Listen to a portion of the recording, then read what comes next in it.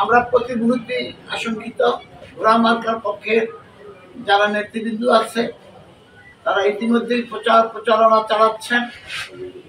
তারা ব্যাপক টাকা পয়সা দিয়ে ভোট কিনবে, পাশাপাশি ভোট কেন্দ্র দখলে নিয়ে তারা ইভিএম যে ভোটটা আছে সেখানে প্রকাশ্যে ভোটের ব্যবস্থা করবে, এই ধরনের হুমকি দিতেছে। কিন্তু এই ঘোড়া মার্কার যে প্রার্থী আব্দুর রশিদ গোলন্দাজ, তিনি ইতিমধ্যে বিভিন্ন বক্তব্যে মাননীয় এমপি নাহিদ রাজ্জাক সাহেবের সমর্থিত প্রার্থী এই ঘোষণা তিনি দিয়েছেন, যার ভিডিও ফুটেজ আমাদের কাছে আছে। এবং এমপি মহোদয় তার জন্য যান পরাণ দিয়ে মাঠে কাজ করছে, বারবার এলাকায় আসতেছেন এবং তার পক্ষে কাজ করে যাচ্ছে। আমরা মনে করি এমপি মহোদয় হস্তক্ষেপ করলে সুষ্ঠু নির্বাচন হবে বলে আমরা মনে করি না।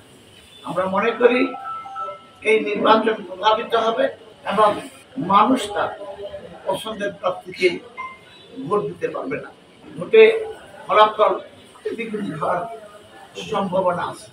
আমি ডামুড্যা উপজেলা আওয়ামী লীগের সাধারণ সম্পাদক আলহাজি আব্দুর রাজ্জাক সাহেব আমাকে এই পদটি, তার আমলেই আমি এই পদটি পেয়েছিলাম। আমি 3 বারের সাধারণ সম্পাদক। ঘোড়া মার্কার পক্ষে কেন এমপি মহোদয় এতটা উদ্গ্রীব, তার পক্ষে কেন সে এতটা সিরিয়াস হয়ে গেছে, কমেন্টস করতে পারলাম না।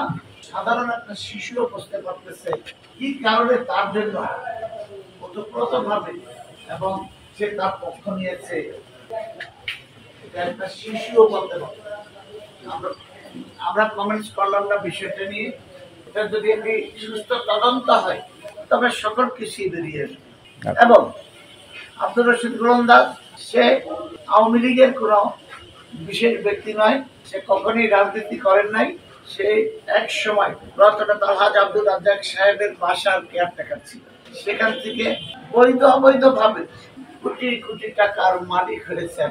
এই টাকাই হইল একমাত্র উপপাদ্য, যার পিছনে, এই টাকার পিছনে উপর থেকে নিচ পর্যন্ত যত লোক তার সাথে আছে, এই টাকার কারণেই তারা তার পক্ষে কাজ করতেছে।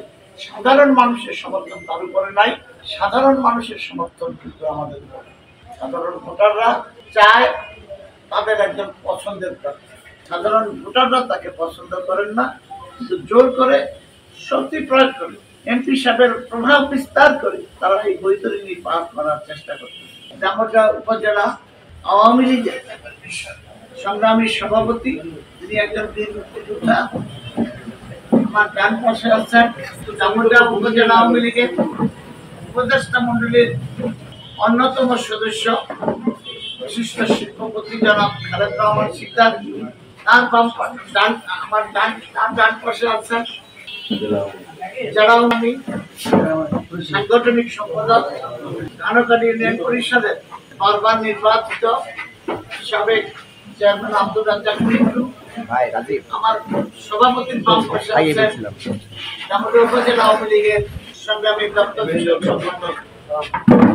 জনাব দেলোয়ার হোসেন।